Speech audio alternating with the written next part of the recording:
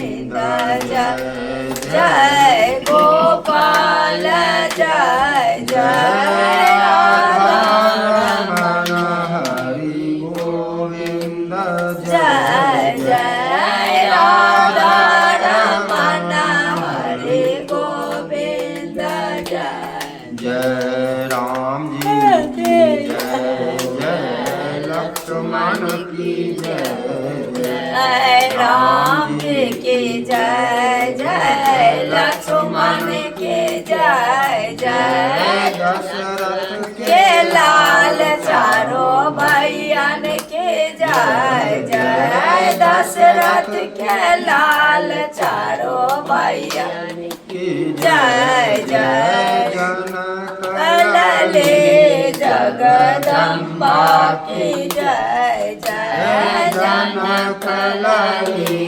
जगदम्बा की जय जय विघ्न हरण बजरंगी के जय जय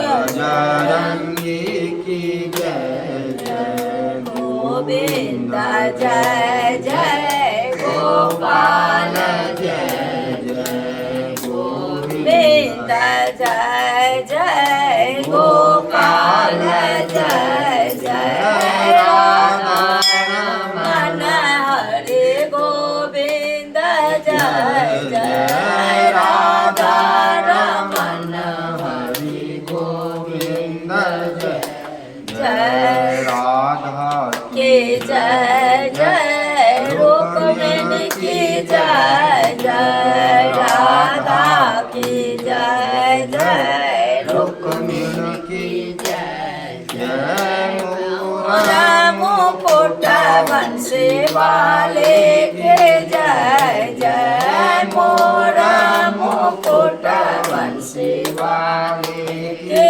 जय जय गोविंद जय जय गोपाल जय जय गोविंद जय जय गोपाल जय जय राधारमण रमण हरि गोविंद जय जय राधारमण हरि गोविंद जय बोली प्रेम से विष्णु भगवान की जय शंकर भगवान की जय अपने अपने गुरुदेव स्वामी की जय। जैसे प्रतिदिन आहार की आवश्यकता होती है, शरीर को भोजन की आवश्यकता होती है, तो हम लोग समझते हैं कि बस शरीर को ही भोजन चाहिए, बिना भोजन के कुछ भी जीवित नहीं रहता। सबको भोजन चाहिए, चाहे जंग है तो जंग को भोजन में लोहा चाहिए, वृक्ष है तो वृक्ष को भोजन में पानी और हवा और धूप चाहिए, सबको भोजन चाहिए। देवता हैं तो अमृत चाहिए, पितर हैं तो श्राद्ध में मिला हुआ दान वाला अन्न जल इत्यादि चाहिए। शरीर है तो शरीर को तो समझ रहे हैं, शरीर को भोजन में अन्न चाहिए, दूध चाहिए, जल चाहिए। मन को भी भोजन चाहिए, मन को भोजन नहीं देंगे तो मन भी कमजोर हो जाएगा। मन भी बिना भोजन किए रह नहीं सकता है। जीवित जब तक रहेंगे तब तक मन भी जीवित रहेगा, लेकिन मन जो जीवित है तो उसको हम क्या भोजन देंगे, कुछ न कुछ तो देंगे ही देंगे। मन को जहाँ लगा रहे हैं वही मन का आहार होगा, तो मन को जहाँ पर लगाएंगे वैसा मन आहार ग्रहण करेगा। और फिर जैसा यदन्नम भक्षते नित्यम जायते तादृशी प्रजा, तो शरीर को जिस प्रकार का आहार देते हैं, भोजन देते हैं, उसी प्रकार का शरीर हो जाता है। शरीर स्वस्थ होगा या रोगी होगा, दुर्बल होगा, आहार पर निर्भर करता है, आहार जैसा होगा। और इस आहार का भी मन पर प्रभाव पड़ता है। उसी प्रकार से मन को भी अच्छा भोजन देंगे तो मन अच्छा होगा, मन को भी यदि अच्छा भोजन नहीं देंगे एने ओने लगबैत रहलियै तऽ मोन भी फेर जते लगेबै ओते तेहन होइत रहतै। आहार पर निर्भर करतै जे मन केहन, वएह खातिर शुद्धि एक प्रकारके नहि होइ छै।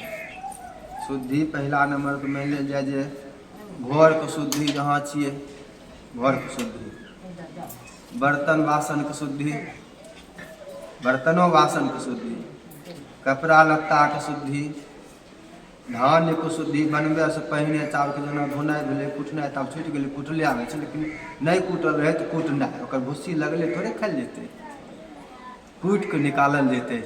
गहूँमे कूटल जाइ छै कि नहि कूटल जाइ छै कुटलासँ पहिने। अन्नके शुद्धि ओनहो होइ छै, फेर धोएवलाके साथ ओकरो शुद्धि। शरीरके शुद्धि, शरीरके शुद्धिके साथ साथ फेर मोनके शुद्धि। तकर बाद शुद्धिके विचार तऽ मनसा वाचा कर्मणा, तीनों प्रकारसँ कर्मणा मनसा वाचा यदभीक्षणं निषेवते तदेवा परहत्येनम तस्मात् कल्याणमाचरेत। कल्याण चाहिए, खाली चुप्पे चाप कहैत रहबै जे हँ हम दलदलमे फसल छियै, हम उबरि जेबै, तऽ नहि उबरि सकै छी। फसल छियै दलदलमे आ कहैत रहबै जे हमरा एतेक पावर छै जे हम दलदलसँ उड़ि कऽ निकलि जेबै, तऽ नहि निकलैके चाही। उड़ि कऽ निकलि जेबै से बात नहि, दलदलमे फसल छियै आ निकलैके सोचबो नहि करै छियै। यहाँ पर मनसा वाचा कर्मणा तीनों प्रकार से निकलिए केना, ई सोचबै तभिए निकलि सकै छी। नहीं तऽ जलंधर वाला जे हाल छै मनसा वाचा कर्मणामे, तनि आइ गेलै झंझट, चलि गेलै नाश को ओर, बढ़ि गेलै। खूब धर्म पर रहे, खूब धर्म पर सही से चले रहे, राजकाज में गड़बड़ी नहीं रहे। एक समस्या रहे कर्म में, कर्म में अतिक्रमण कै ललकै, देवताके राज्य हड़पि लेलकन, देवताके वहाँ से हटा देलकन। कर्म में तनिक दोष आइ गेलै। मनसा वाचा पहला दोष मन में अयलै जे हमर बापके रहै, हमरा चाही, हमर आधिपत्य में रहैके चाही। वाचा, वाचा से शुरू भेलै, शुरू भेलै वाचा से। राहु एकर मूड़ी केना कटल छै, शुरू आरंभ वाचा से, और मन में आ गया विचार कि नहीं अब वो हमारा होना चाहिए, फिर उसका प्रयत्न किया। कर्मणा तीनों प्रकार का दोष मिला हुआ भी रहता है, इसलिए खाली शरीर के शुद्धि क्या ले लिए से बात नहीं, शुद्धि पूरा मोन के भी चाही, कहला से नहीं होइ छै।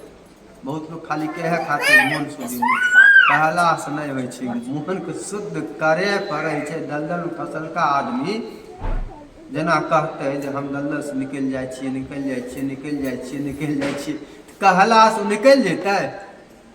दलदल से निकलिए, दलदल से निकलि जाइ छियै, निकलि जाइ छियै, कहला से निकलि सकै छै, बोलला से निकलि सकै छै नहीं। दलदल से निकले खातिर ओकरा कुछ और तरीका सोचे पड़तै, कुछ और विचार करे पड़तै, कुछ और राह खोजे पड़तै।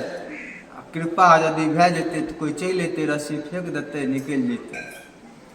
दलदल से निकलैके प्रयास करे पड़तै जे केना दलदल में भीतर आर फंसि रहलियै हन, ऊ उपाय रोके पड़तै। मन के शुद्धि, सब शुद्धि, पग पवित्र तीरथ गमन, कर पवित्र कछु दान, मुख पवित्र तब होत है जब लेत हरि का नाम। मुँह पवित्र पहला कहे पड़ते, मुँह पवित्र रहे, मुँह पवित्र जब भगवान के नाम लेते रहबै तब होते। और एक उहे कहल छै, मुख पवित्र तब होत है जब लेत हरि का नाम। जब भगवान का नाम लेंगे तब मुँह नाम लेने से मुख पवित्र होता है। कर पग पवित्र तीर्थ गमन, तीर्थ गमन करने से, तीर्थ यात्रा करने से पैर, पग पवित्र तीर्थ गमन, पैर पवित्र, चरण की पवित्रता होती है। पैर से चल के गेबे नहीं कि पवित्र कहाँ, पैर से चल गेलिए गेलिए चढ़ के कौन चीज पर, स्कॉर्पियो पर, ट्रेन पर पैर से चल गेलिए छै ने से नियम छै ने, पग पवित्र तीरथ गमन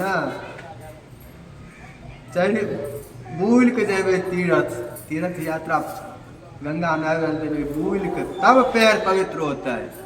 पग पवित्र तीरथ गमन, कर पवित्र कछुदान। खाली कहबै हाथ के धोइ लेलिए 100 बेर साबुन से साफ भए गेलै, ई वैज्ञानिक के हिसाब से साफ भए गेलै, पवित्र छै ताते, ओहनका पवित्रता के माइन नहीं छै। कर पवित्र कछुदान, दान कैला से मुख पवित्र तब होत है जब लेत हरि का नाम। की यह पवित्रता चाहिए? तो पवित्रता अल चाहिए, पवित्र रहबै तभी समय पर सद्बुद्धि अतै, दैव न मारे डांग दुर्मति दीन चढ़ाए। जेना जलंधर के दुर्मति चढ़ल नारद जी आइ गेलखिन, विपरीत जखन हो जाइ छथिन दैव, दैव बाम छथुन, नहीं बोले छियै देवता बाम, तो बाम एक मने की लाठी लेके नहीं आवे छथुन, दैव न मारे डांग दुर्मति दीन चढ़ाए। नारद जी अनका भेज के दुर्मति चढ़ाई दे छथिन, और दुर्मति चढ़वे में अपन दोष जखन रहते तखने दुर्मति हेतै, अपन कोनो न कोनो कहीं न कहीं कारण रहते, दोष रहते, तभी वो दुर्मति चढ़ जेतै। उ दुर्बुद्धि कभी नहीं आवे, लोग उकसैलो से नहीं फंस जाओ, जलंधर नहीं बन जाओ, नाश नहीं भे जाए। एहि खातिर जीवन भर सब प्रकार से शुद्ध रहे के आबत प्रयास करे पड़े छै। जीवन भर ई नहीं जे क्या लेबै बुढ़ारी में एके बेर, जीवन भर नहीं तो कखन करते हुए के धक्का मार के खड्डा में गिरा देते, एकर भरोसे नहीं। कखन अपन जकरा बुझबै, अभी सब कतेक छथिन सब धक्का मार के दलदले में फंसे वाला छथिन, सब दलदले में फंसा रहलखिन हँ, सब खड्डे में गिरा रहलखिन हँ, राह पर कोई नहीं। आ उ हुनका तो छोड़ दिल जाए, सब टीवीए देख के टीवीए के गुरु बना लेलिए, टीवीए गुरु छथिन। टीवी देखलिए कि हल्दी रसम, मेहंदी रसम, टीवी गुरु बन गलखिन। करवा चौथ, साईं बाबा टीवी गुरु बन गलखिन हँ। के बतेलखिन हँ? टीवी के गुरु बना लेलिए, तब न घर सब साईं के मूर्ति या फोटो लेके धरे लगलिए। कहिया के कोन कथा में कहल गेले हन, किनका कोन पंडित जी से कोन गुरु जी से सुनलिए हन जे साईं भगवान छथिन, देवता छथिन, हुनकर पूजा करे के चाही, हुनकर मूर्ति रखे के चाही, हुनकर फोटो रखे के चाही। किनका मुँह सुनलिए हन? टीवी छोड़ के जो सुनलिए। हल्दी रसम उपटन जो रहे वह रहे, मंच बनाए के फोटो वाला वो हल्दी रसम लिखला से हल्दी रसम नहीं रह गए। उपटन जो हो रहा है, हल्दी चढ़ावन हो रहे, वो छिके हल्दी रसम। टीवी में देख ली, आब हल्दी रसम लिखो ना ओना ओकरा नहीं करे, गुरु बना लेलिए ओकरा, तो कहाँ जेबे? धक्का दे रहा है, दलदल में गिरा रहा है, खड्डा में गिर रहा है, गिरबै। हल्दी रसम जे रहे नहीं रहे, नया शुरू भए गेलै, रहे हल्दी चढ़ावन छै, हल्दी चढ़ावन होइ छै कि नहीं होइ छै? मेहंदी एना नहीं लगे रहे हैं? मेहंदी नहीं लगे रहे कि? उपटन नहीं लगे रहे कि? हल्दी रसम, मेहंदी रसम, नौटंकी करे लगे हो, नाच गान नहीं होए रहे। नाच गान केना उपटन लगवा रहे कि नहीं हो रहे कि? ये तो है खुद का नहीं रहा, बाजा नहीं बजे रहे, गीत में होय रहे, नाच गान होय नहीं रहे कि? हां बैठ के होए रहे। उ जे नाच गान चाहे छै, जे नाच गान खड्डा में गिरे वाला छै, से नहीं होय रहे। अब तो वह तो मुंह का लियो सब रोके पड़तो, सब खड्डा में गिर रहलो है, होए रहे सब बफ सिस्टम। खड़ा खड़ा खैनाय मना, जूता पीन के चप्पल पीन के खैनाय मना। एक मना खड़ा खड़ा खैनाय, दोसर मना जूता चप्पल पीन के चलतो चलतो खैनाय मना छै। तो नाचियो नाच के खाई रहलिए हन, खड़ो छिए नाचियो रहल, खाइयो रहलिए हन, चलियो रहलिए हन, भीखो मांग रहलिए हन, जूता चप्पल पहनने छिए, खड्डा में कूद रहलिए, खड्डा में नहीं कूद रहलिए हन। आग में फतिंगा नहीं, जहन फतिंगा नहीं आग लखा दैत रहे छै, एक बेर यदि बचियो जेते तो आग में तैयो फेर दोहरा के डिबिया में आग में घुसिए जेते, तैयो जरबे करते, से दशा भेल छै। बफ सिस्टम नहीं छै, बफ सिस्टम नहीं आ गेलै, सब चीज आइ रहलै हन, सब चीज आइ गेलै हन। रोकलियै नहीं जखने तखने अयतै, रोकबै जखन तखन मरतै। नहीं तो सब चीज जते अभी दुनिया में भए रहलै सब गाँवों में होतै। खड़ा खड़ा खेलिए जखने अशुद्ध भए गेलिए, सब हर प्रकार से अशुद्धे अशुद्ध। शुद्धि के कखनो विचारे नहीं करै छी हम अशुद्ध कखन केना भए रहलिए, कखनो विचारे नहीं। शुद्धि खाली जपैत रहबै की तो मोन चंगा, कटौती में खड़ा खड़ा खाइत रहथिन, कहथिन मोन चंगा कटौती में गंगा। जूता पीने चप्पल पीने खाइत रहथिन, कहथिन मोन चंगा कटौती में गंगा। माई खैरा उ तो छोड़ दिल जाए, जूता चप्पल पीने खड़ा खड़ा चलैत चलैत।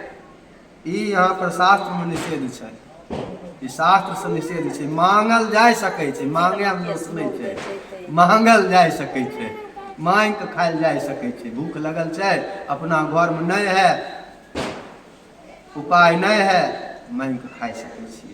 मांगे हम दोष नहीं छै, तो नहीं छै उपाय तो मांग सकै छथिन कोई भी, सब आदमी। अब उपाय नहीं छन तो की करथिन, मांग खैथिन।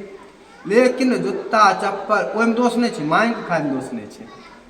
लेकिन जूता पिन्हे में पिन्ह के खाय में दोष छै, निषेध छै, शास्त्र में मना छै। खड़ा खड़ा खेनाइ मना छै, चलते चलते खेनाइ मना छै, गप करते करते गपो मना छै। गप क्या गाय गाय के नाच नाच के खेनाइ भी मना छै सब। लेकिन जते मना छै सब क्या सब शुरू कर दिलिए, कहाँ से शुद्धि अयतै। सब प्रकार से राति दिन अशुद्ध जेना हो सकै छियै, आर ज्यादे अपवित्र जेना हो सकै छी। उ केना अपन गाछ में आइ माली जेना अपना गाछ में अपना गाछ के काटि के तापि लिए। मालिक अपन फूल के गाछ छै, ठीक, ओ की करे छै फूल के गाछ के आर सेवा करे छै, ज्यादे फूल होय। पुष्पम पुष्पम चिन्हित मूलच्छेदम न कारयेत, मालाकार इवार में न यथांगार कारकः। माली फूल ओकरा फूल केना ज्यादे हुए एकर उपाय करे के चाहिए। फूल से हमर कमाई चलते, मालाकार के कमाई फूल से चलते। आ मालाकार यदि अपन फूल के गाछ काट के घूरा तापि लिया तब की होते, तब फूल कहाँ से अतै। अभी उ दशा सबके गेल छै। अब ओना ही मालिक नहीं तो अपन गाछ काट के ओकरा घूरा तापि लेलिए, आब कोई उपाय नहीं बचतै। से बात भेल छै, कोई उपाय नहीं बचतै। जलंधर को नारद जी ने कहा कि तोरा पास की सब कुछ छै, लेकिन जे चीज होए के चाही से नहीं छै। तनिक दोष रहे, एते एते दोष नहीं रहे। अभी जते जते दोष सब में छै, अपना सब से कते बड़का धर्मात्मा रहे जलंधर। अपना सब से बड़ बड़का बहुत जलंधर बुझबै पापी रहे, फलना रहे चिलना रहे, ओकर प्रसंगो में नहीं अबे। अपना सब जलंधर जितना धर्मात्मा रहे रहथिन उनकर प्रसंगो में नहीं अबे। से जलंधर के नारद जी कह देलखिन तनिक दोष रहे, तनिक मन में मैल रहे, तन ईर्ष्या द्वेष, देवता से द्वेष, राहु वाला खिस्सा, तनिक मन में मैल अयलै, विकार अयलै। आ उ विकार से देवता के राज्य पर अधिकार क्या लेलक। देवता कानब करे छथिन। नारद जी तब आग देलखिन, आर ओकरा आग घी दे, तनिक आग लगल रहे, ओहिमे घी दे देलखिन, जकरा नाश आब हुएके चाही। जहाँ से अयलै वहाँ जायके चाही, देवता के फेर मिलैके चाही। तो हुनकर जब ई जलंधर के जब ई गति भए गेलै, तनिक दोष, तनि ज्यादे बड़का नहीं रहे दोषी, तनिक दोष रहे, आर कहीं दोष नहीं रहे। आर हर जगह पर धर्म धर्म रहे, धर्म एते रहे भगवान विष्णु लक्ष्मी सब ओकरा घर में बैठल छथिन। आब कतौ धर्मात्मा चाहिए, ऐसे धर्म कतौ धर्मात्मा हुए के चाहिए जकरा घर में आके भगवान प्रत्यक्ष बैठल छथिन, जकरा घर में वास कैने छथिन प्रत्यक्ष। इएह खातिर अपना घर में भगवान प्रतिमा देने छियै, प्रतिष्ठा कैने छियै, हम भगवान छथिन। प्रत्यक्ष रूप में नहीं छथिन, हमरा से बातो कह रहलखिन, हमरा से प्रत्यक्ष भोजन कुछो दे रहलन तो भोगो लगा रहलखिन, ओना नहीं छथिन। ओकरा विराट एतगो रहे धर्मात्मा यौ एतगो पराक्रमी रहे जोकरा भगवान विष्णु लक्ष्मी आ गण सब प्रत्यक्ष रूप से आप कतगो धर्मात्मा चाहे तनी दोष रहे और दोष के कारण नारद जी कहलखिन जा आप तोरा हम खद्धा में धकेल दै छियो। अब ई लगे होते जना बोल दै छियै सब खद्धा में धकेले वाला बन छथिन अभी माइडरी तो लगे होते तो भजन कीर्तन करे छथिन कथा करे छथिन खद्धा में केना धकेल देथिन। नारद जी केना खद्धा में धकेल देलखिन नारद जी केना खद्धा में धकेला लेलखिन हन सोच लो नारद जी यहाँ की केलखिन नारद जी का खद्धा में धकेला लेलखिन कि नहीं आप तो जो तोहर समय खत्म छौ आप तो देवता को ओते दिन आबजाद भए गेलै बड्ड दिन रह गेलखिन दुख काटि लेलखिन आब देवता के ओते दुख नहीं काटल देबै। अभी हम सब भी तो देवता को वह दुर्गत कहने छियै अभी हम सब भी देवता के जलंधर से ज्यादा दुर्गत कहने छियै जलंधर से मारि के भगाय देलकन। हमरो जखन जखन हवन करे छियै तखन तखन बोलाय बोलाय ढरियाबै छियै जखन जखन हवन करे छियै तखन तखन बोलाय बोलाय हुनका स्वाहा के भोजन नहीं दै छनि हल्का तनियो के एको बेर सोचलियै जे शुद्ध छै कि नहीं देवता खाइ सकै छथिन कि नहीं साफ केलियै हन तिल कि नहीं जा जग साफ केलियै हन कि नहीं घुनो लगल छै घी अपन बढ़िया शुद्ध छै कि नहीं कहीं मिललका तो नहीं छिकै एको बेर विचार केलियै हन एको बेर विचार केलियै जे कोन कोन गलती के एको बेर हवन घड़ी करे छै विचार कोन कोन गलती करबै असुर यहाँ आए के देवता के मारि पीट के भगाय देतन। देवता अयथिन देवता से गावन इंद्राय स्वाहा इंद्र अयथिन हमरा बोलेलक हन भोजन दिया हम ई व्यवस्था नहीं केलिए हैं जो वहाँ पर असुर आए के हुनका असुर मारि के छीन नहीं लिए ई व्यवस्था हम करबे नहीं केलिए बोले लियन आ जहाँ अयलखिन तहाँ एने से असुर हुनका से हड़प लेलकै अगर जो कहलखिन हमर छिकै तऽ ढरिया के छीन लेलकै। रोज दिन जहाँ जहाँ हवन करै छी अभी ई दुर्दशा भेल छै सब ई कहे वाला टीवी पर देखबे वाला अग्निहोत्र हवन एना एना नचाय नचाय नचाय नचाय मचाय मचाय मचाय रहलखिन हन लोग खूब बढ़िया हवन करो हवन केना करो एको बेर नहीं बतेथिन केना होते एको बेर नहीं बतेथिन एको बेर नहीं जानथिन। अभी जलंधर से नंबर पापी छी एक तो धर्मात्मा रहे एक क्यों नहीं रहे देवता के प्रताड़ित केने रहे एक बेर क्या दलकन रह फिर नहीं केलकन फिर विष्णु भगवान एलखिन बात खत्म भए गेलै अपना छियै जे रोज दिन ई झंझट जखन जखन करै छी तखन तखन देवताके साथ अत्याचार करै छी देवताके प्रताड़ित करै छियै ओकरा से नम्हर खद्धा में गिरे वाला की कम ओकरा से खद्धा गिरे वाला बात जखन अयतै तऽ नम्हर जलंधर से धर्म के बात जहाँ अयतै तऽ वहाँ ओकर प्रसंगक बराबरी नहीं धर्म के बात जहाँ अयतै नारद जी उसको समझा दिए बुझा दिए दुर्मति चढ़ा दिए जैसे कैकेयी को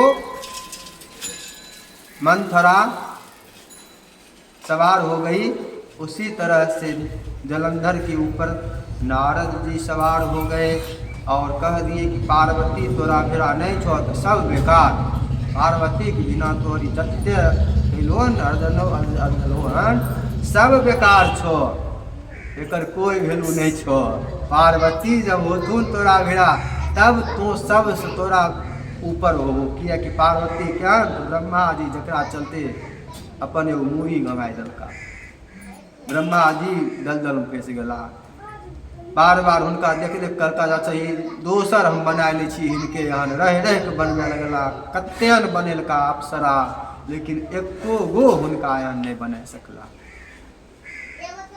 ऊ तोरा घर में नहीं छथुन बने लक्ष्मी छथुन बने विष्णु छथुन लेकिन पार्वती नहीं छथुन तो तब तोरा घर में कुछ सब बेकार छो ई बात अच्छा तो ठीक है जब हमरा घर में विष्णु लक्ष्मी छथिन तो पार्वती किया नहीं रहथिन वो हमरा घर में रहथिन चलो दूत बना के भेजलक राहु गेल राहु खातिर कीर्तिमुख गोसाई भगवान शंकर गोसैला कीर्तिमुख उत्पन्न भेल राहु जय पकड़लक भगवान रोक देलका छोड़ दे दूत छिके दूत के नहीं मारल जाए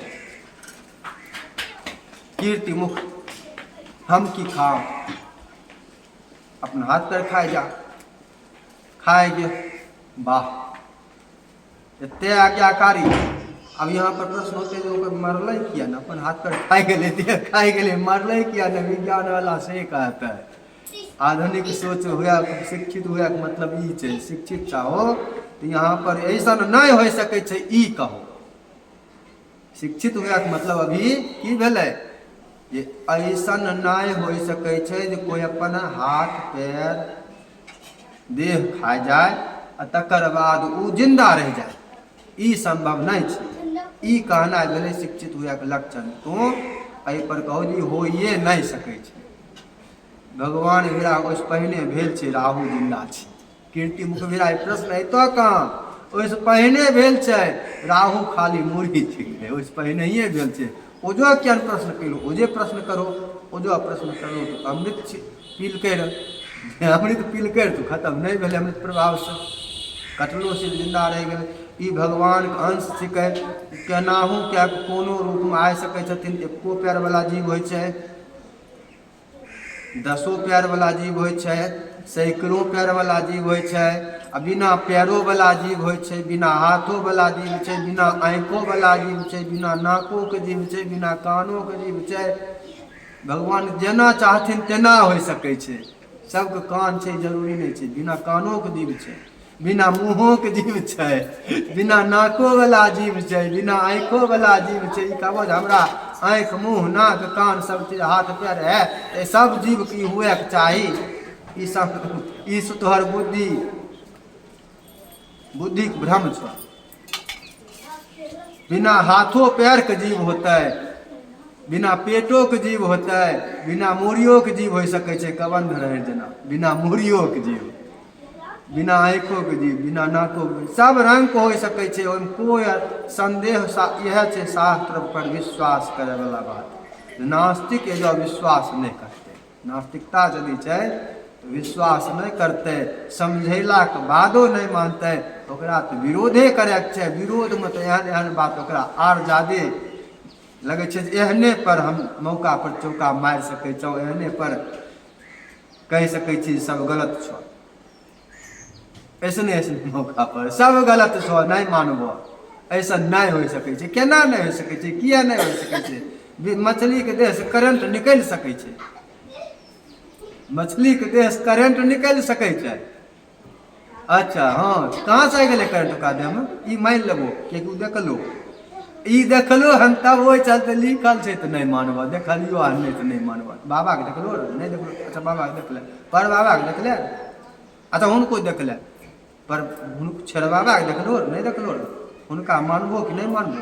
एना ही टपक गेलो, एना ही बाबा के देखलो रे, क्या घोटा देखलो बाबा के, एक मतलब नहीं रहथिन, एना ही टपक गेलखिन सब।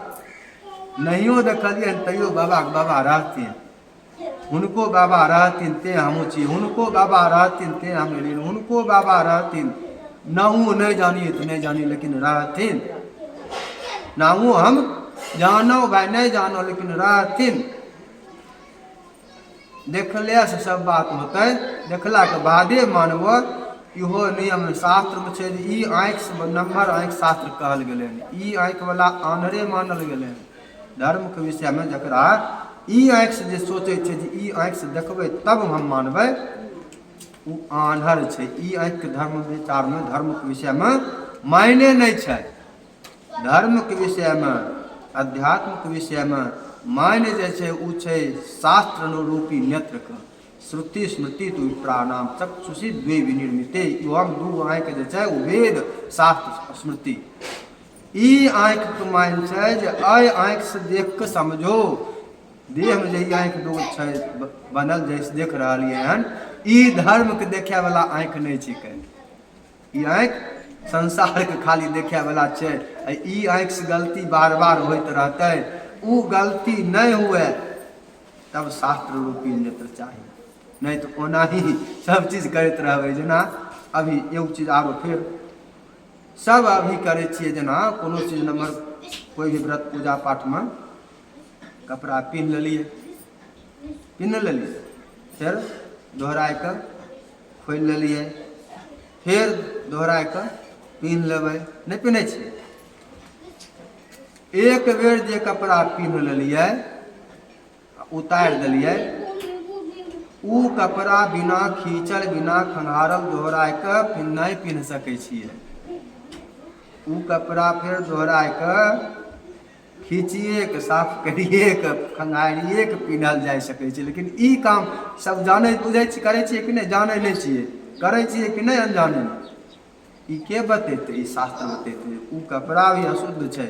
लोग कहै छै खैबै तब अशुद्ध होतै, कपड़ा पिन्ह के नहीं खेलियै अशुद्ध नहीं भेलै। इएह ने सब बुझै छियै, मोन नहीं करै छियै।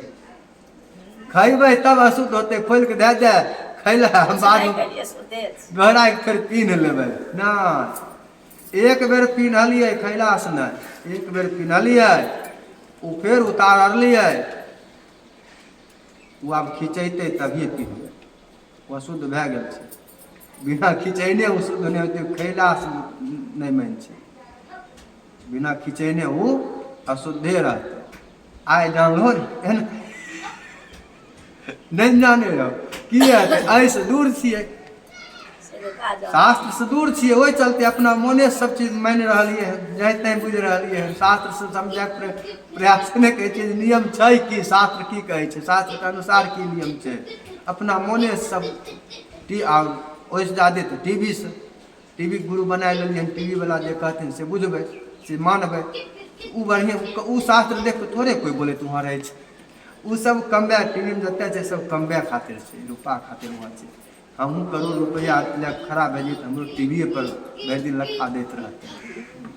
हमहूँ यदि करोड़ रुपा खर्च करे लगिए, हमहूँ टीवी पर 24 घंटा रहबै। रुपा के वहाँ चक्कर छै, रुपा के खेला छै, टीवी गुरु नहीं छथिन, वहाँ रुपा के खेला छै। बोलिए प्रेम से विष्णु भगवान की जय। अच्छा इहो एक दिन कहलखिन, आरो लोग कहलखिन पियरका किया पिन्है छहो, ललका किया पिन्है छहो, उजरका किया पिन्है छहो। ब्राह्मणस्य सितं वस्त्रम नृपते रक्तमूलवनम पीतं वैश्यस्य शूद्रस्य नीलम मलवदिष्यते। ब्राह्मणस्य सितं वस्त्रम, वह कपड़ों के विधान छै। कहते हम कहै छै बहुत लोग हम की पिन्हिए के बतबै वाला, तो टीवी में इएह सुनबैत रहै छै, कथा कए वाला कुछो बोल लेकिन हम की खैबै, की पीबै, की पिन्हबै, केहन पिन्हबै, केना रहबै, बोले वाला तो के? शास्त्र में सब छै, सब बोलल जेतै। ब्राह्मणस्य सितं वस्त्रम, ब्राह्मण के लिए श्वेत वस्त्र। नृपते रक्तमूलवनम, क्षत्रिय के लिए रक्त लाल वस्त्र, क्षत्रिय के लिए लाल वस्त्र। पीतम वैश्यस्य शूद्रस्य, शूद्र के लिए पीला वस्त्र। नीलम मलवदिष्यते, और नीला नील रंग देल, असल नीला कहल असल नील देल कपड़ा, नील देल मल गंदा पिन्हे योग्य नहीं। जे कपड़ा में नील कलर पड़ल छै उ साफ रहते हुए भी पिन्हते के साथ अशुद्ध भए गेलिए। एते गंदा नील के विशेष रूप से मना छै। ई भए गेलै एक जगह से भए गेलै ब्राह्मण खातिर श्वेत वस्त्र, एक जगह से भए गेलै। एकर बाद व्रती खातिर, जेना मान लिअ जे कोनो व्रत करल जाए, एहिमे स्त्री खातिर चलि एतै व्रती आ स्त्री। तो व्रती आ स्त्री में भी सब व्रत में पहला स्थान उजले के छै, दोसर स्थान लाल के छै। पहला स्थान उजला, उजला के जे बुझै छियै जे खरा, सबसे एक नंबर पर उजले छै, श्वेत एक नंबर पर श्वेत स्थान छै, दोसर नंबर पर लाल छै। स्त्री के लिए भी दोसर नंबर लाल, लेकिन लालो धारण कह सकै छथिन। आ लाल वस्त्र ब्राह्मण खातिर निषेध छै। दुर्गा पूजा छोड़ के, काली पूजा छोड़ के, काली पूजा दुर्गा पूजा में लाल कपड़ा पिन्हल जा सकै छै। विष्णु पूजा में पीला कपड़ा पिन्हल जा सकै छै, लेकिन पीले कपड़ा एक नंबर पर छै से बात नहीं, एक नंबर पर उजले कपड़ा संगे छै। आ व्रती में विधवा खातिर सदवा वाला भए गेलै, जो उजला आ लाल सदवा उजलो पिन्ह सकै छथिन, लालो पिन्ह सकै छथिन, दुनू पिन्ह सकै छथिन। ज्यादे लाले पियर चलै छै। आ विधवा खातिर उजले व्रत में सामान्य दिन तन छोड़ दिल जाए और दिन, लेकिन व्रत में उजले कपड़ा आ उजले नहीं एके गो, यहाँ कते लोग खाली धोती पिन्हने, बहुत लोग पहने देखे रहते, एक कपड़ा व्रत में। आ ओहने में कते लोग केहन भए गेलखिन बुझे वाली, हमर सास एके गो कपड़ा व्रत में पिन्हे रहथिन, खाली धोती पिन्हे रहथिन, हमहूँ पिन्हे। अरे वो विधवा रहथुन ओइल पिन्हे रहथुन, तो जाते सदवा चाही ताते तो नहीं पिन्ह सकै चाही, तो विधवा हुए कामना करे चाही कि जे हमहूँ विधवा भए जाए। कते लोग एहनका देखा देखी करे लगे। हमरा घर में हमर सास सब दिन विधवा रहथिन, पिन्हे रहथिन व्रत में एगो धोती। हमर सास एके गो कपड़ा पिन्ह के करे रहथिन, जे करे रहथिन से विधवा हुए चलते उनका ई नियम रहन एक कपड़ा पिन्ह करबो, उजला कपड़ा पिन्ह करबो। तो सदवा छहो तो तोरा खातिर वो नियम नहीं छै, तोरा खातिर छै दू कपड़ा होता है। कते न लोग देखे छियै एक कपड़ा पिन्ह ले छथिन, कते लोग नौटंकी कहते रहला। एक कपड़ा के निषेध सदवा खातिर छै। आब कुमारी खातिर तो लाल पियर उज्जर सब रंग पिन्ह सकै छै, कुमारी सब रंग पिन्ह सकै। कपड़ों के नियम छै, नियम सब चीज के छै। बोलिए प्रेम से विष्णु भगवान की जय।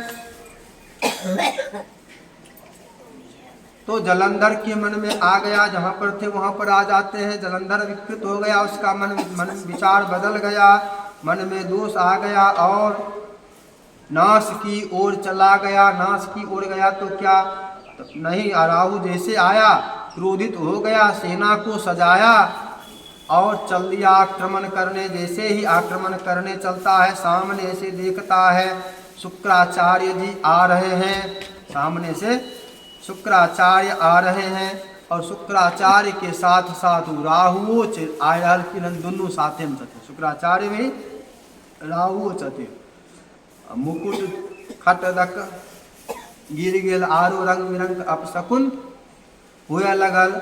लेकिन आपत्ति घड़ी मुँह नहीं समझ में आबै छै, आपत्ति घड़ी ई सब समझ में नहीं आबै छै। अपशकुनो चीज कोनो छै तखन आगाँ बढ़बे करबै, तखन नहीं रुकबै। तखन जखन कटायल जाइके छै, गिरल जाइके छै, मरायल जाइके छै, तखन रुकि नहीं पेबै। चाहे अपशकुन किया न बतबैत रहे जे काम अखन खराब समय छो, रुकि नहीं चाहियो कि नहीं रुकि पेबै। नहीं रुका गया युद्ध करने के लिए कि आप तो युद्ध क्या कर लेबो तोरा समय। इसको तो अहंकार भी अब यहाँ पर ना आ गया, यहाँ पर अब अहंकार भी आ गया। विष्णु को जब हमरा नहीं जीत पैला, अंत में हार के वरदान दिलका, तो की चीज छो तोरो हमें वह गति करबो। आ रहा है आकाश भर गया, असुरों की सेना से विमान भर गया, देवता सब गए शंकर भगवान के पास। ही भगवान आ रहा है, अभी तक छोड़ने रहो जे देवता सब खातिर, आप तो तोरो नंबर आ रहा है, आप मारबो कि नहीं मारबो, आप करबो कि नहीं। विष्णु भगवान के नहीं कहलोन, विष्णु भगवान कहतोर ना कहलियान, विष्णु भगवान उनको कहलिया, उनका कहलिया की कलखिन, लड़े लगलखिन, लड़ते लड़ते आए थे हरिभजन को उठन लगे कपाट, रिश्तेदारी बजाय ललका हमर सार सार से दुलारुआ कोई होबे नहीं करे छे दुनिया में, की करथिन न। वो कहलखिन वरदान मांग, वो तो करे घर में जाए रह गला लक्ष्मी के साथ उनकर से। अच्छा ठीक है। विष्णु भगवान आइए श्री कृष्ण गोविंद हरे मुरारी, हे नाथ नारायण वासुदेवा, श्री कृष्ण गोविंद हरे मुरारी, हे नाथ नारायण वासुदेवा, हे नाथ नारायण वासुदेवा, हे नाथ नारायण वासुदेवा।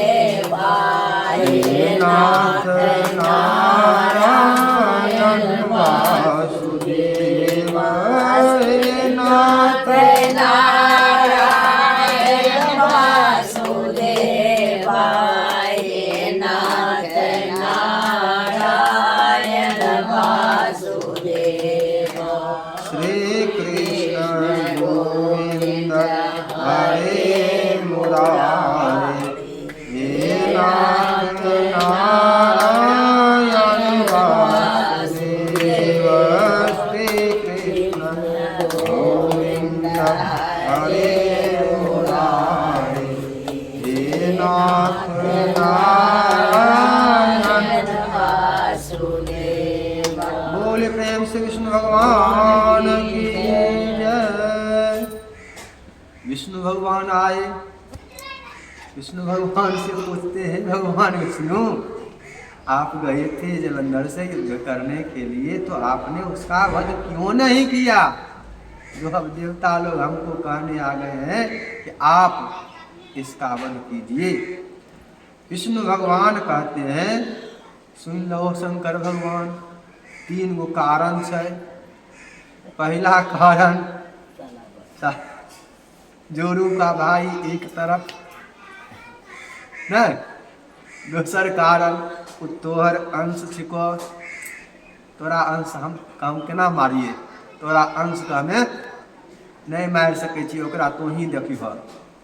तेसर कारण, ब्रह्मा जी वरदान यह चीज के देने भी छथिन जी, शंकरे भगवान से जहाँ से इनके अंतः देथिन उनके द्वारा समाप्त होथिन, वरदानो देल छै। 3 कारण छै, ई तीनों कारण जब छै तो हम केना ओकरा मारिए से कह, केना के मार दिए? हम ओहि चलते नहीं मारलिए। आ बचे के उपाय, अब ओकरा घर में नहीं रहबै तो लड़ते न रहबै, तब ओकरा घर में चलि गेलिए, जब हम लड़ाई नहीं कह सकै छियै, एकरो आगाँ काम करतो घरो गेल छियै, वह कोनो कारण से गेल छियै, ई आगाँ समझ में अयतो घर में हम किया बसल छियै, हमहूँ सहयोग करबो समय पर, समय पर हम भी सहयोग के देबो। हम अहिया खातिर घरे में जाके ओकरा बसल छियै। अच्छा ठीक, तब आब की करल जाए, केना मरतै?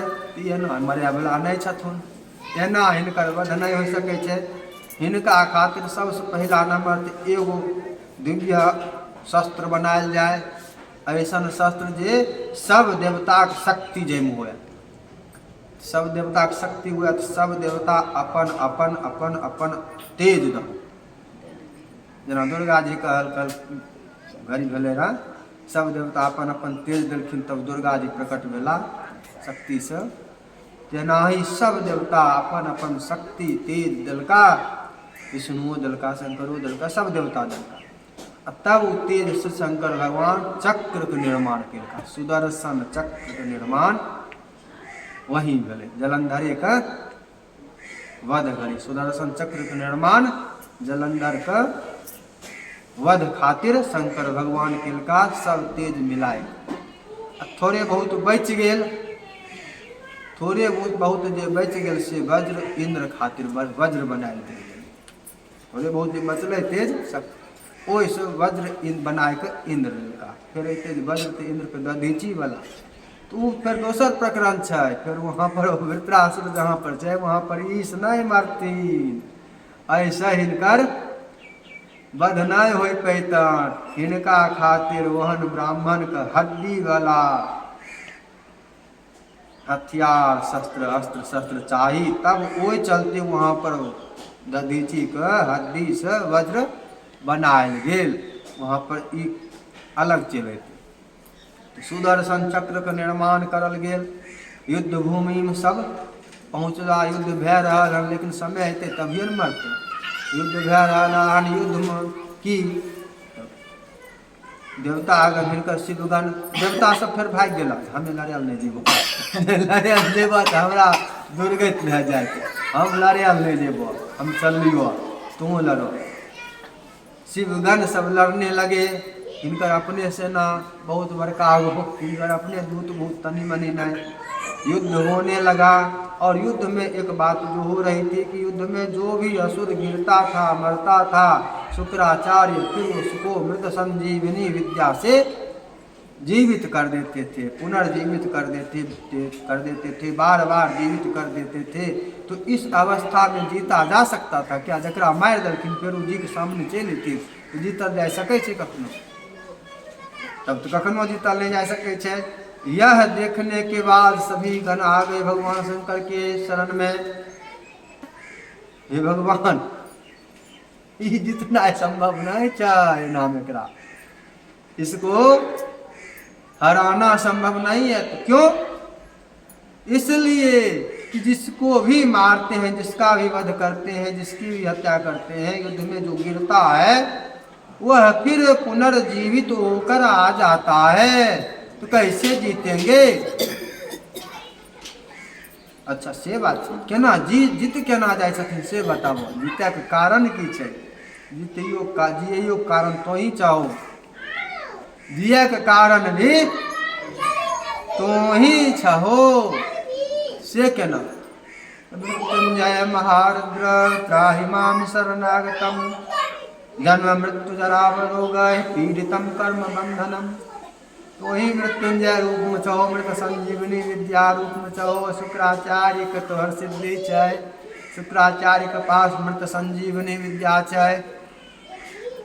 ई शुक्राचार्य के संजीवनी विद्या छन तहिया किताब में नहीं, पुस्तक में, ग्रंथ में नहीं लिखल रहे कि बृहस्पति के नहीं रहल, शुक्राचार्य के रहल।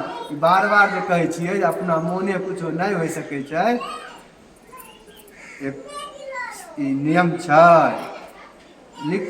लिखलका देख कर टीवी में सुन कर कुछो के लिए, टीवी में सुन के करवा चौथ के ओकर कोई मान नहीं हो, मारू ऊपर से जहाँ तक होते दोषे लगते। टीवी में देख के जे चीज कह रही हन ओकर कोई मान नहीं। बृहस्पति देवगुरु बृहस्पति के मृत संजीवनी विद्या तब पढ़ल कहूँ हिनका नहीं मिलन है। श्री कृष्ण गोविंद हरे मुरारी हे नाथ नारायण वासुदेव। श्री कृष्ण गोविंद हरे मुरारी हे नाथ नारायण वासुदेव। हे नाथ नारायण वासुदेव। हे नाथ नारायण वासुदेव। हे नाथ नारायण वासुदेव। हे नाथ नारायण वासुदेव। श्री कृष्ण गोविंद हरे मुरारी हे नाथ नारायण वासुदेव। यह छै हर जगह पर ये पढ़ लिया जी मंत्र है ना, मंत्र अपना मोने से महामृत्युंजय मंत्र पढ़ लिया भए गेलै, जप जप लेबै भए जेतै, नहीं हो सकै छै। तोरा बहुत ज्यादा पढ़ल विद्वान बृहस्पति रहथिन, बृहस्पति के समान धरती पर दोसर हुए वाला नहीं छथिन। देवता के गुरु बृहस्पति, उनका नहीं पता रहन मृत संजीवनी मंत्र की। अभी सब मृत संजीवनी मंत्र देख लेबै जे एना एना लिखल पढ़ि लेबै आ बुझबै जे भए गेलियै, सिद्ध भए जेतै, पढ़ि कए लेबै। महामृत्युंजय मंत्र पढ़ि देखलका देख लेलियै कोनो किताब में ग्रंथ में नहीं, ग्रंथ में नहीं, वेद में नहीं देखलियै, कोनो से कोनो जगह कहूँ से कहूँ देख लेलियै, वेद में देखबो नहीं केलियै। आ बुझबै जे भए गेलै, टीवी पर बता देलकै, टीवी पर देख लेलियै बुझलियै भए गेलै। पूजा करवा रहे ऑनलाइन पूजा, ऑनलाइन पूजा हो रहा है। ऑनलाइन पूजा के लिए ऑनलाइन के कोनो मान नहीं, ओकर कोई मान नहीं। ठग विद्या सब छिकै, सब ठग विद्या छिकै, सब लुटेरा छै, सब लुटि रहल है। हमहूँ एते मूर्ख छियै जे लुटवा रहलियै हन। हमरो ई नहीं छै जे हम नहीं लुटाबू, उएह मगन छियै, खुश छियै जे हम लुटबेबै। ठीक छै भने लूट, ओनाही में खुश छियै। ओना मायने नहीं होइ छै, पढ़ि लेलियै माइन भए जेतै। बृहस्पति पढ़ल नहीं रहथिन की देवगुरु, हिनका नहीं आबै रहन मंत्र की। मंत्र खातिर हिनका बहुत उपाय करे पड़ल। हम शुक्राचार्य के शिष्य बनबन नहीं, हमरा तो देता नहीं। तो हमर बेटा कच्छ के भेजल का तो जो हुनकर शिष्य बन, हुनका से मंत्र विद्या ले। बृहस्पति के बेटा कच्छ के भेजल का जो शुक्राचार्य के पास ही विद्या छै। आ शुक्राचार्य ई विद्या देथुन तभी ई विद्या तोरा प्राप्त हो सकै छ। तू हमरा फिर देगा तो दे दियो, आ नहीं हो देगा तो तू हमर बेटा छेबे करे, तो देवता के देख लेबो। कच गेल ओहि खातिर, ओहि खातिर कते बात भेलै, के बेर मरलै, के बेर जिएलखिन, अंतिम भेल जे रह रह के मारि दै छियै विक प्रवाह के असुर, आ ई सब फेर जियाइ दै छथिन। बेटी हुनकर देवयानी रह रह के जेकरा जिलाइ दहो, ओकरा बिना हम नहीं रहबै। हुनकर बेटी देवयानी बार बार जियाथिन। अंत में कहत एक उपाय करे, क्या उपाय करे छियै, ई जिंदा कए दै छथिन मृत संजीवनी विद्या के, आर कोई उपाय से संभव नहीं छै। यदि एकरा मारि के हुनका पेट में पहुंचा देल जाए तब केना जिंदा करथिन, तब तो जिंदा नहीं कह पैथिन। दोसर ठमा कहीं पर तनियो अंश में रहते, हड्डियों बचल, राखो बचल, तब जिंदा कह देथिन। लेकिन कोई अंश में बचल नहीं रहते तो तब वो जिंदा नहीं कह पा। रहबो करते तो उनका पेट के भीतर में रहता तो केना जिंदा, पेट खाइए के न निकलता।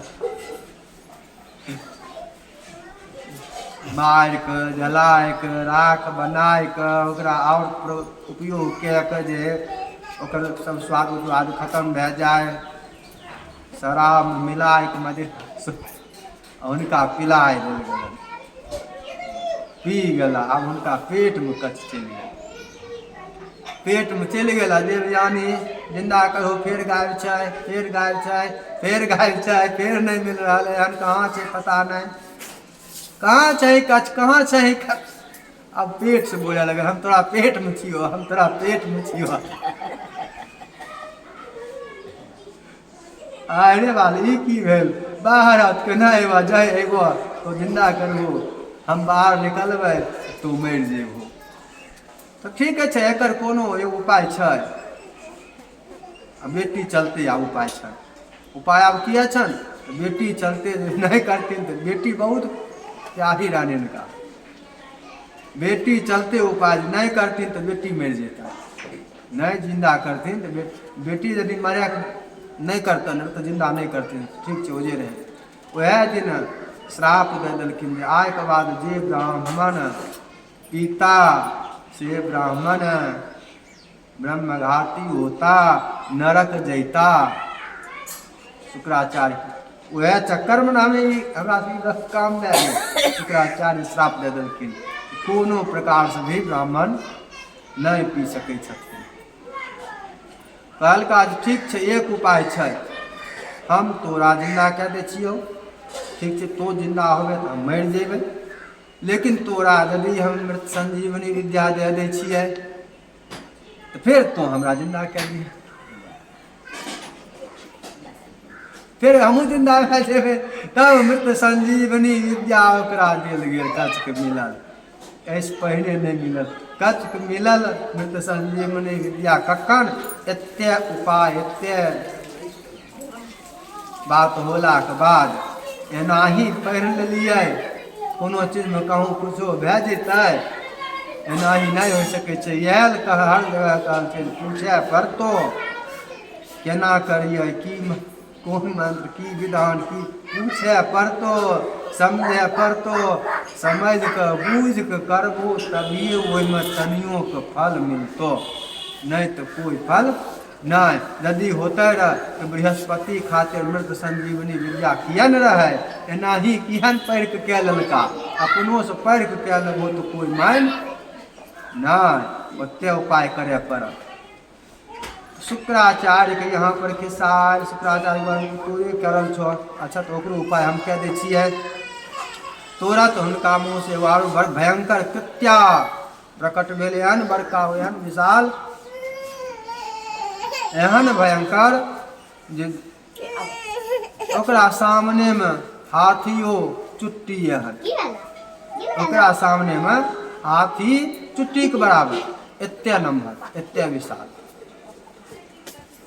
सब असुर सेना असुर जे रहे शुक्राचार्य वो तनी गो लगे रहथिन कृत्या के सामने में, दौड़े लगल, कते तो मारने पीटने गेल, शुक्राचार्य के लेके भगाय के उड़ गेल आकाश में। शुक्राचार्य गाय शुक्राचार्य के लेकर कृत्या भाग गेल जे आब ई हिनका बचबै लए नहि हेतुन, आब मारबो, आब जकरा मारबो से दोहराय कऽ जिंदा नहीं होतीन। अब का कथा यहीं तक। बोलिए प्रेम से विष्णु भगवान की। श्रीमन नारायण नारायण नारायण भगवन नारायण नारायण लक्ष्मी नारायण नारायण नारायण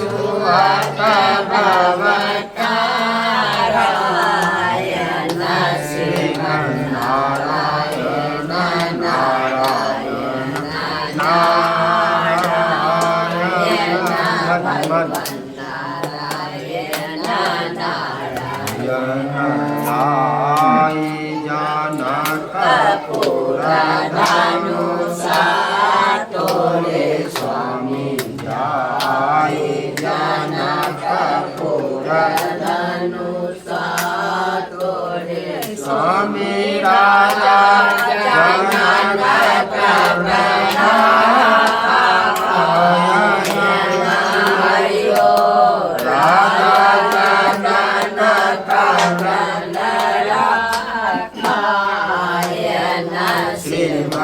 श्रीमन्नारायण नारायण नारायण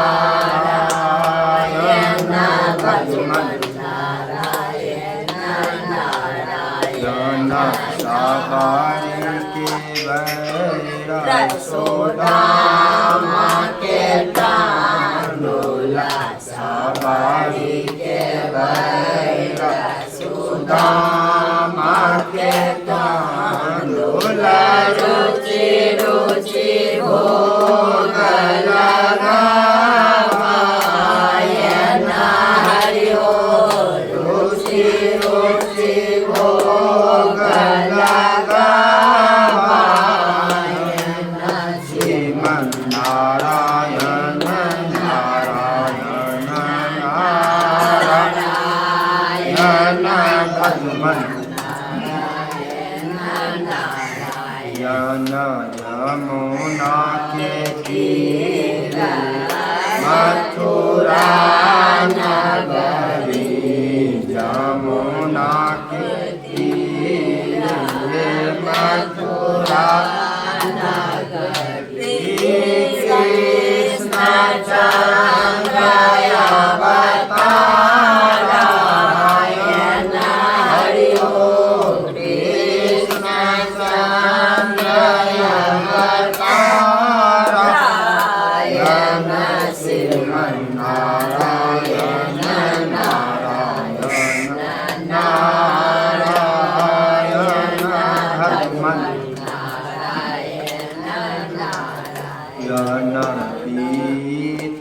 पीताम्बर के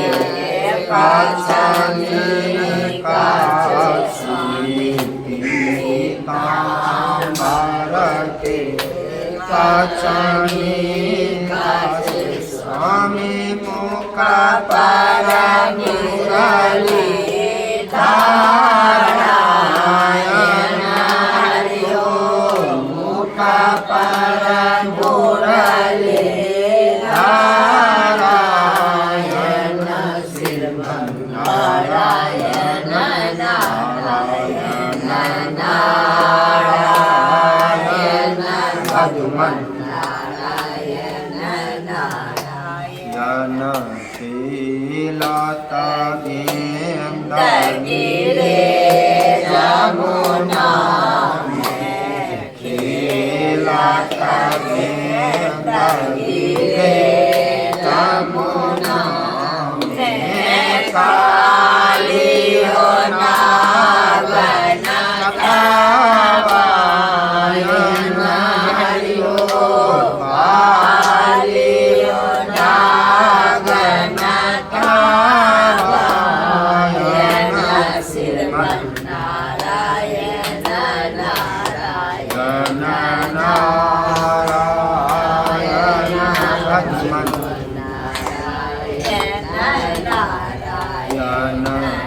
इंद्राही को पतियो रजहु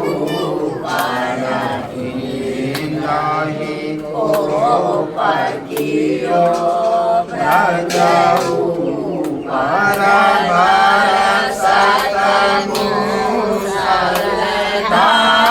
धारायण हरि हो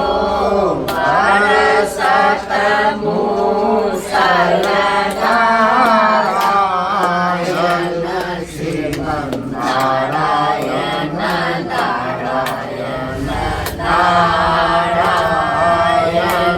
भगवन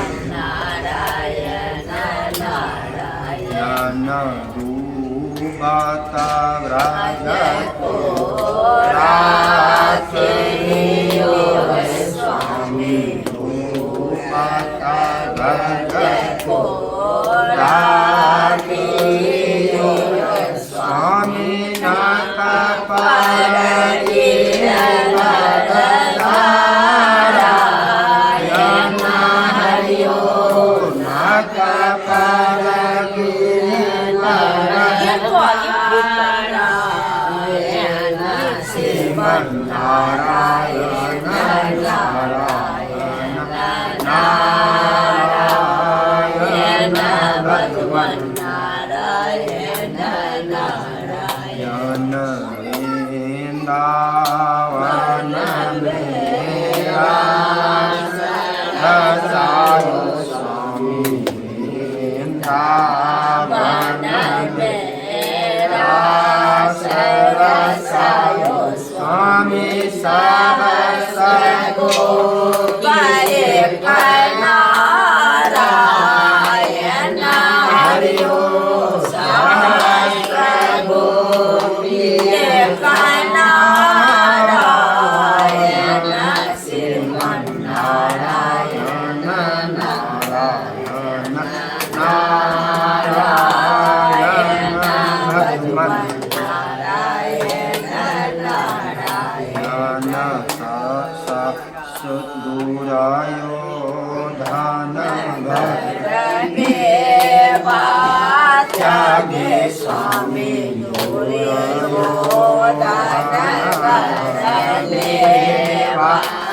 त्यागे स्वामी सागरी दूर घर पावायन हरि ओम सागरी दूर घर पावायन श्रीमन्नारायण नारायण नारायण भगवान नारायण नारायण राजा और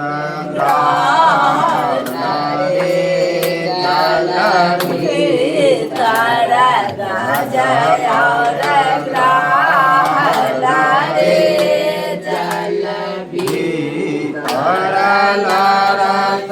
लरत गज नारायण हरि ओम लरत गज नारायण श्रीमन्नारायण नारायण नारायण भगवान नारायण नारायण राजा की रसूले रघुनाथन राजा की रसूले रघुनाथन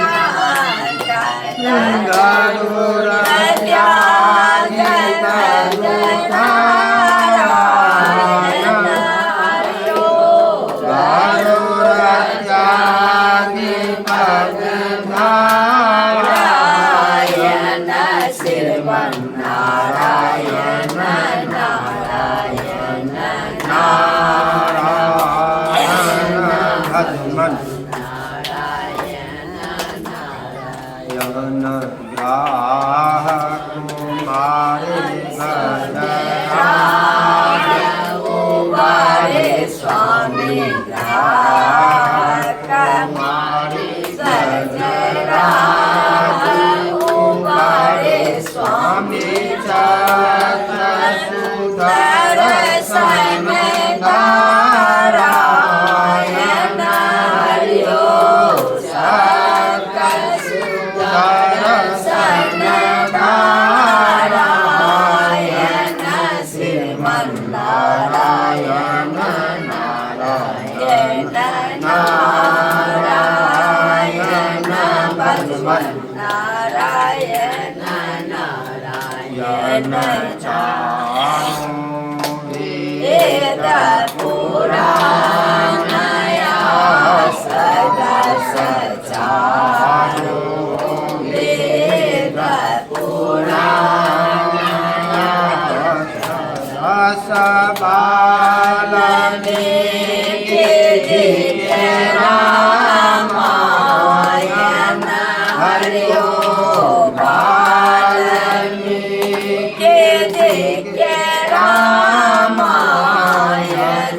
श्रीमन्नारायण